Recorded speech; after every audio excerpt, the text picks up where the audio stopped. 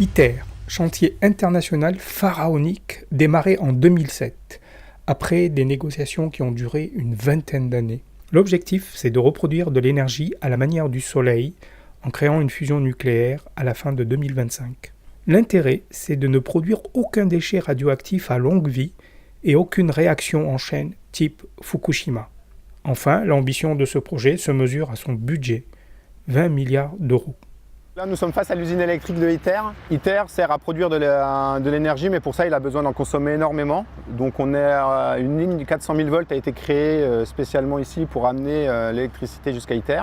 Sur cette ligne, on est venu installer 7 transformateurs qui permettent de transformer le 400 000 volts en énergie plus exploitable. Derrière nous, nous avons les deux Magnet Power Building. Donc, c'est les deux bâtiments qui seront raccordés aux 3 gros transformateurs PPN que nous avons vus tout à l'heure.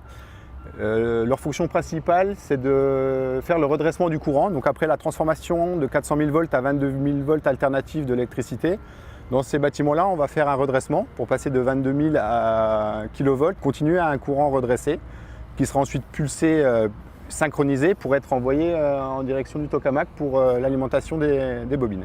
Certains équipements sont trop lourds, trop volumineux pour être fabriqués en usine à l'extérieur. Donc il y a 2 usines qui ont été montées spécialement sur le site d'ITER pour pouvoir fabriquer au plus près de la machine les composants. Donc c'est notamment le cas pour les bobines poloïdales dans ce bâtiment rouge.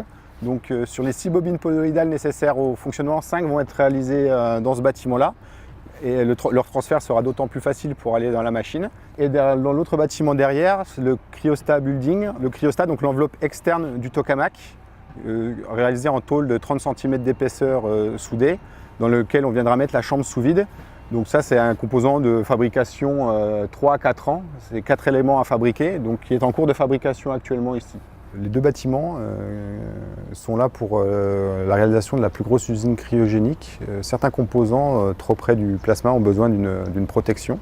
Donc il y a la plus grosse usine cryogénique qui est en cours de fabrication par Air Liquide dans ces bâtiments.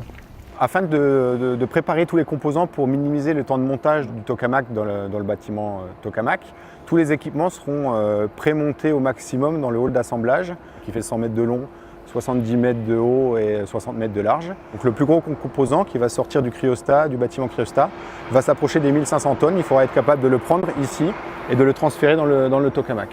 La deuxième source d'énergie importante pour faire fonctionner le tokamak, c'est l'eau. Pour ça, on a une connexion au canal de Provence qui a été réalisée, des gros bassins de stockage de sources froides qui sont en train d'être réalisés dans le fond.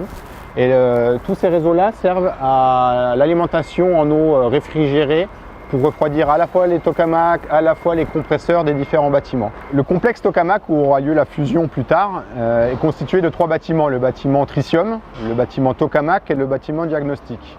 Le bâtiment tokamak, au centre, est celui qui est raccordé au bâtiment d'assemblage où on était tout à l'heure à l'intérieur. Et quand la liaison sera faite, on pourra, avec les gros ponts roulants qu'on a vus tout à l'heure, traverser et amener les composants directement du hall d'assemblage au tokamak.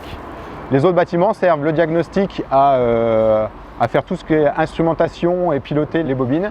Et le bâtiment tritium sert à la production et au traitement des déchets.